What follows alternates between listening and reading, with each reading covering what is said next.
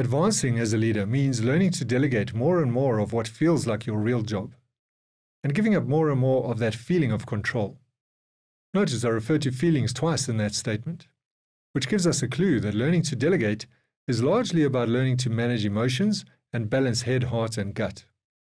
I'm Neil Biabam, and I help advancing leaders to make sense of the soft skills landscape, navigate uncertainty, and build high-performing teams.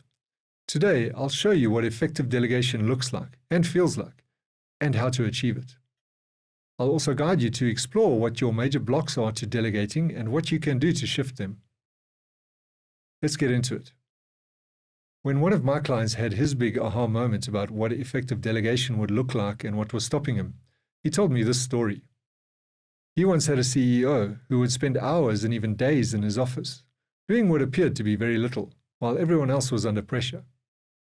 My client thought this was selfish and couldn't understand how the CEO could be doing that.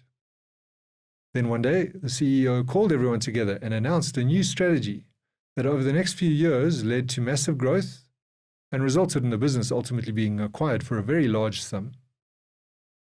And my client now shared that from the moment the CEO stepped out and announced that strategy, he realized that the CEO had in fact been working effectively, doing what he was supposed to be doing, which was guiding the business strategy. The funny thing is, I pointed out to my client that my client, still had not translated that realization that he had when the CEO made his announcement into his own practice of delegation. It had required this coaching program and some real conscious effort for him to shift his own leadership style and learn to delegate. And he acknowledged that, and we agreed that delegation doesn't come easy. So even though you've heard that story, you haven't won the delegation battle yet. Stay with me. What that story points us to is one of the biggest obstacles to delegation, the need to look and feel busy. In the corporate sphere, we praise busyness. We see working long hours as a sign of commitment and effectiveness. And when you become a leader, all the eyes are on you, so you feel the obligation to work even more hours. I've coached leaders who insist that they must be the first to arrive and the last to leave. In the age of hybrid work, that often means sending the first email at 4 a.m. and the last one at midnight. I can't imagine why anyone would see that as an indicator of effective leadership. If you're the busiest person in your team, you've probably got leadership wrong. And I'll bet that the main driver is the feeling that you need to look busy. You don't want them thinking about you the way my client thought about his CEO.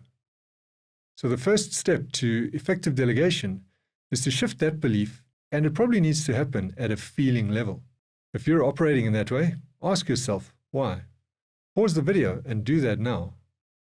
I don't want you to be led by what I say next. I want you to see it for yourself. Are you done?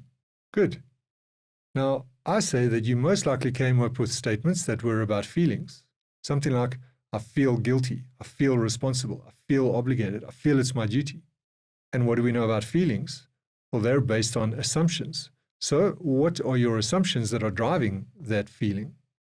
And the assumptions are probably to do with what it means to lead. Things like a leader must set the standard or set the example. A leader must show the way. A leader must walk their talk.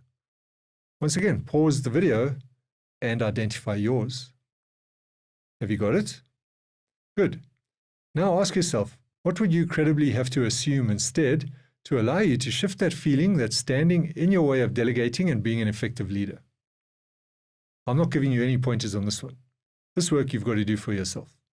Pause the video again and find that answer for yourself. Are you back? What did you discover? What would you credibly have to assume?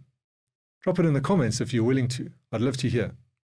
And my guess is it's going to be along the lines of what I said, which was about what it really means to be an effective leader, or what the role of a leader really is.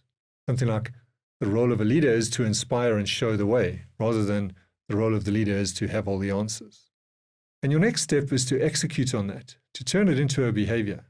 And there's a technique that can help you, and it's linked to what I'm going to introduce next as being the second reason why you struggle to delegate. So listen to this and then learn the tool for helping you to shift both behaviors. The second reason why you might struggle to delegate is also experienced as a feeling, and it's to do with control. It's about what if things go wrong. It's about letting go. It's about trusting people to do things right or do them at all. What is it for you? Pause again and ask yourself, what's the fear or feeling with regards to control that's standing in the way of you delegating effectively. Have you got it? Now, I'm going to be a bit cheeky and say that whatever you came up with can probably be summarized something like this. I'm worried that if things go wrong, the company will suffer irreparable harm, my reputation will be ruined, I'll lose my job, my children will suffer, and I'll die. Honestly, we do think something along those lines. Most corporate environments lack psychological safety, and so making a mistake, or even the prospect of a mistake, leads us to have this amygdala hijack, the fight or flight response. We honestly do treat things like it would be the end of the world if they went wrong. So my gift to you on that one is this. Go and test it. Delegate some small stuff, because we start with the small stuff. We don't walk into the gym and lift the heavy weights on day one. We start with the small ones. Delegate some small stuff and see what happens. And when you assess the outcome, don't ask, did it work? Because often when we try something new, it backfires and we get exactly the result we feared. And then it's like, oh, well, I'm never doing that again. But if we did that as babies, we'd never learn to walk. So it might not work, but rather ask, did we survive? Did the company survive? Do we all still have our jobs, even though that tiny little thing went wrong? And if you're asking the question, it probably means you did survive. And then ask the inevitable next question, which is, I should really sit back and let you figure this out. The next question is, what did we learn? You probably got that anyway. And then suddenly you'll open to the possibility that mistakes are nothing but learning opportunities.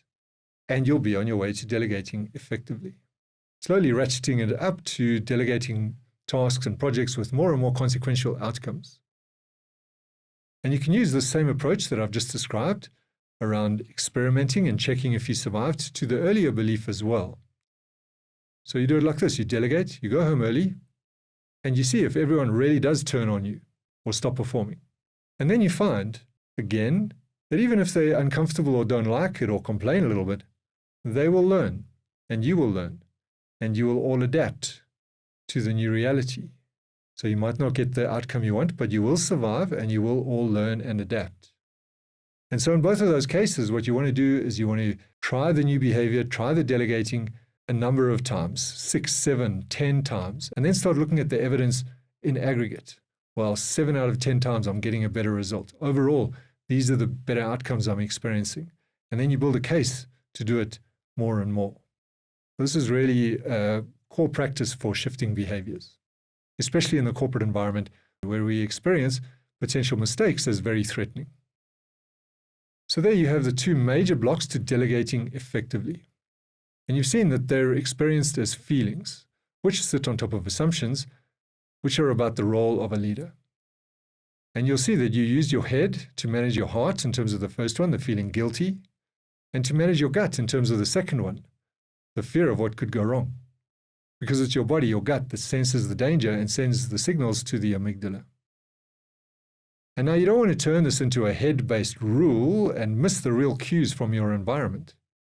Because sometimes you do need to stay late and support your team. Sometimes there really is a danger of things going wrong and you want to stay close to the matter. So we're not saying go and flip into the opposite. What you're really learning to do is to listen to and balance the messages of your head, heart, and gut when it comes to leading and delegating. And here's one more thing, a bonus tip, a test question to see whether you're delegating effectively or not. Ask yourself, who is the one losing sleep over this issue? If it's you, and it's not meant to be you, then you haven't fully delegated that task or problem or issue.